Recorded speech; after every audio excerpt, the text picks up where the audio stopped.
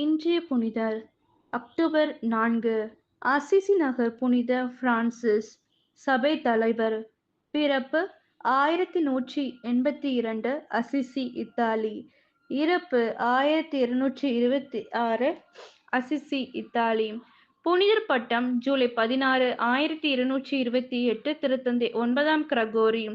பாதுகாவல், விலங்குகள், இயற்கை பாதுகாப்பு, பறவைகள், தலைவலியிலிருந்து, தொற்று நோயிலிருந்தது. இவர் ஒரு பெரிய பணக்காரரின் குடும்பத்தில் பிறந்தவர். இளம் வயதை பொறுப்பற்ற முறையில் கழித்தார். தன் நண்பர்களுடன் சேர்ந்து ஆடம்பரமான வாழ்க்கை வாழ்ந்தார். தான் விரும்பியவாறெல்லாம் வாழ்க்கையை அனுபவித்தார். பின்னர் ஒரு நாள் சான் தமியோனா என்ற ஆலயத்திற்கு சென்றார். அப்போது இடிந்து போன ஆலயத்திலிருந்த சிலுவையானது அசிசியாரின் வாழ்வை மாற்றியது. அச்சிலுவையின் குரல் கேட்டு பிரான்சிஸ் மனம் உடைந்தார். தான் வாழ்ந்த ஆடம்பர வாழ்வை நினைத்து பார்த்தார். மிகவும் வேதனையடைந்து அழுதார். தன்னுடைய பழைய வாழ்விலிருந்து விடுபட்டு புதிய வாழ்வை வாழ முடிவெடுத்தார். தன்னுடைய தந்தையின் செல்வங்களை வெறுத்து ஒதுக்கினார். தன்னுடைய வீட்டை விட்டு வெளியேறி தொழுநோயாளிகளின் மத்தியில் வாழ்ந்தார். தான் செய்த பாவங்களின் பரிகாரமாய் தொழுநோயாளர்களை கட்டி தழுவி அரவணைத்து முத்தமிட்டார். மிகவும் ஏழ்மையான வாழ்வை வாழ்ந்தார். உடுத்துவதற்கு கூட மாற்று துணையின்றி வாழ்ந்தார். பிச்சை எடுத்து உண்டார். தான் பெற்ற உணவுப் பொருட்களை தன்னுடன் வாழ்ந்த தொழுநோயாளர்களுக்கும் கொடுத்து அவர்களின் அன்பை பெற்றார்.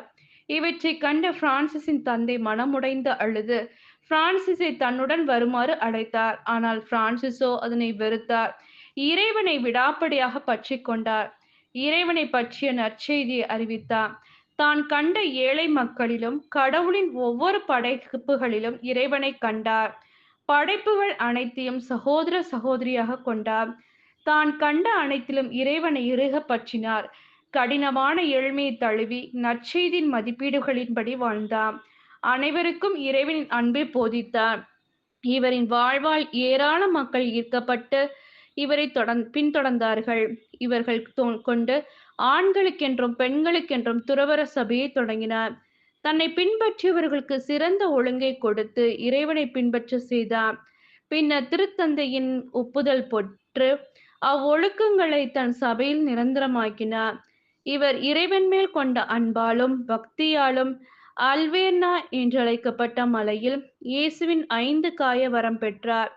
கற்பு, ஏழ்மை, கீழ்ப்படிதல் என்ற 3 வார்த்தைப்பாடுகளின் வழியாக தான் மறுகிறிஸ்து என்றே அழைக்கப்பட்டார்.